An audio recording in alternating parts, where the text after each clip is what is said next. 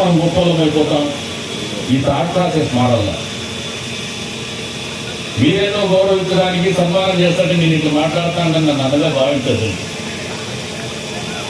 ఎప్పుడు కూడా నేనే ప్లేస్ కట్టి చెప్తుంది. నిన్ననే విస్తృత స్థాయి సమావేశం జరిగింది. గతంలో కూడా ఎమ్మెల్యే చేసిన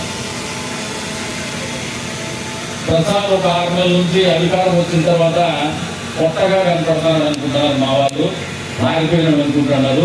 మా నాయకులకైతే మరింత కంటగింపుగా ఏం అచ్చుపడతానడు, ఏం లేకపోయినా ఉత్తరాలు కొడుతాను కూడా అనుకుంటున్నారు. మంచోని బుద్ధి మాంసం దగ్గర అంట తెలిసేది. నాకు అధికారం ఇచ్చి పదవి ఇచ్చింది ఈసారి ఫస్ట్ టైం. ఎవడైనా అధికారం ఇచ్చి పదవి ఇచ్చినాక వాడు ఏ రకంగా ప్రవర్తిస్తాడే అది వాడు ఒరిజినాలిటీ.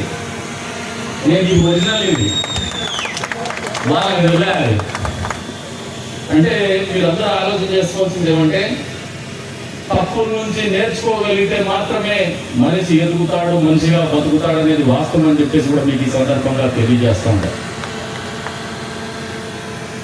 ఎంతో మంది చదువుకున్నటువంటి పిల్లలు ఉన్నారు, విఘ్నత కలిగినటువంటి పిల్లలు ఉన్నారు.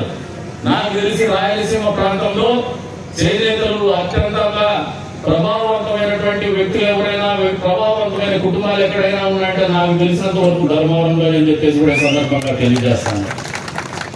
చరిత్ర చూసినా కూడా ఇందాక చెప్తా ఉన్నారు, మొదటిగా ఏర్పడినటువంటి ప్రభుత్వాలు 1952 నుంచి కూడా చూస్తే మొదటిగా ఏర్పడినటువంటి ప్రభుత్వాల్లో ఎమ్మెల్యేలుగా పనిచేసినటువంటి వాళ్ళు కూడా బ్యాక్వర్డ్ కమ్యూనిటీస్ చెందినటువంటి వాళ్ళు, చేనేత కులాలకు చెందినటువంటి వాళ్ళు అని చెప్పేసి కూడా మీకు ఈ సందర్భంగా తెలియజేస్తారని గుర్తు కూడా చేస్తారు. ఇంకా గుర్తు కూడా చేసినారని.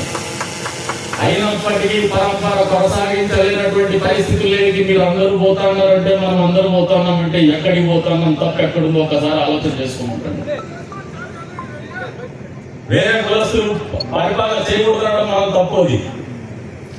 మనం ఎందుకు చేయలేకపోతున్నామని ఆలోచన చేయడం ఒప్పని చెప్పేసి మీరు కనుక్కోమని చెప్పి సందర్భంగా తెలియజేస్తా ఉన్నాను.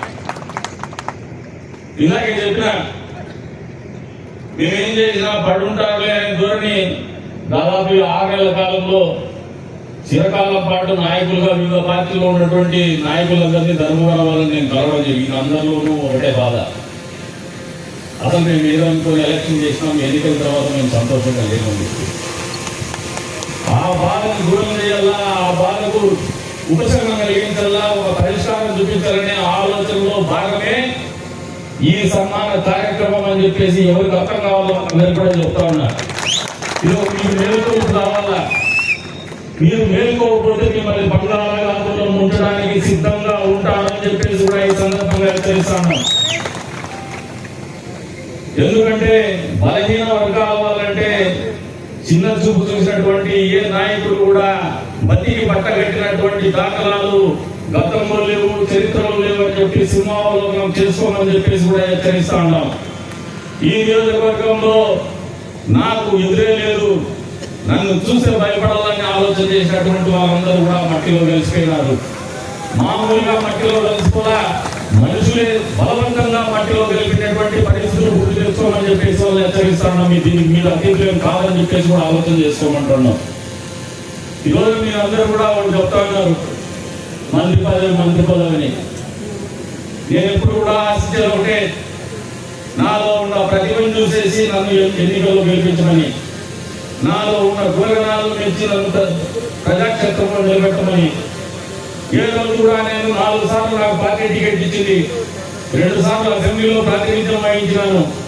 ఏ రోజు కూడా నేను పార్టీ ఆఫీస్ పెట్టేసి టికెట్ అడిగినటువంటి పాపారం పోలేదని చెప్పేసి మీకు వాస్తవం తెలియజేస్తున్నా.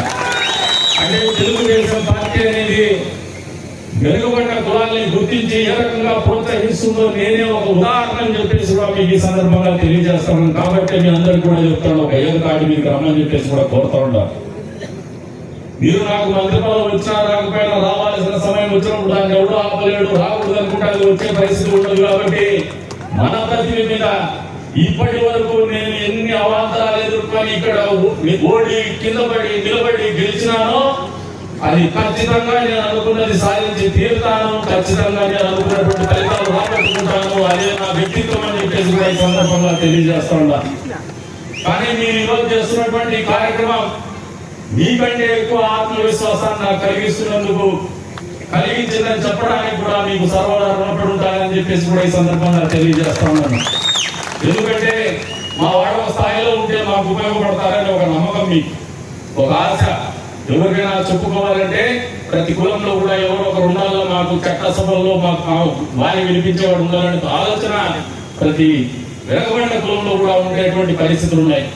కానీ ప్రస్తుత సమకాలీన రాజకీయాల్లో నిలబడాలంటే నిలబడలేనటువంటి పరిస్థితులు, ఎదగాలంటే ఎదగలేనటువంటి పరిస్థితులు, నిలబడాలంటే ఆర్థిక పరిస్థితి కానీ, కుటుంబ పరిస్థితి కానీ, లేదు సామాజిక పరిస్థితి కానీ అనుకూలించినటువంటి పరిస్థితులు, ఇవన్నీ కూడా పేరీ చేసుకొని కూడా మీరు ఒక్కసారి నన్ను చూసి ఆలోచన చేసుకోమంటాను. నేను గర్వంలో చెప్పడం లేదు, వాస్తవ పరిస్థితులు చెప్తున్నా. నాయకుడుగా ఎదిగే వాడికి, నాయకత్వ లక్షణాలు ఉన్నటువంటి వాడికి కులబలం అవసరం లేదు, ధనబలం అవసరం లేదు, ప్రజాబలం ఉంటే చాలు, వాని ఆలోచనలో స్పష్టత ఉంటే చాలు, ప్రజల పట్ల ప్రేమ ఉంటే చాలు, వాళ్ళే నిలబెట్టుకుంటారు. దీనికి ఉదాహరణే కదిరి నియోజకవర్గంలో ప్రజలని చెప్పేసి కూడా సగర్భంగా కూడా తెలియజేస్తున్నారు. ఎప్పుడు కూడా కారణాలు ఎదుర్కొంటాం. ఎందుకు మీరు రాజకీయాల్లో రానిలేదంటే ఎవరు మాకు టికెట్ ఇప్పించే, ఎవరు టికెట్ ఇచ్చేది మన టికెట్ మాకు మనం ప్రజల్లో ఉంటే పార్టీల కోసం. ఈ రోజున జనాభా దాదాపు లెక్కన దాదాపు జనాభాలో 50% ఉన్నటువంటి బీసీలకి 50% సీట్లు ఇవ్వడానికి రాజకీయ పార్టీలు సుముఖంగా ఉన్నాయి. ఏ పార్టీ అయినా కూడా మనం తీసుకోవడానికి చేత కాకుండా పోతున్నాం. ఇదే మనం వెలుగుబాటుతాం అనేది మీరు వాస్తవ పరిస్థితులు అర్థం చేసుకోండి. మీ బిడ్డలు ఎవడన్నా చదువుకున్న తర్వాత రాజకీయాల వైపు మళ్ళీతే మీరు దండిస్తారు, నాకెందుకు అంటారు. ఇది తప్పు. రాజకీయం కూడా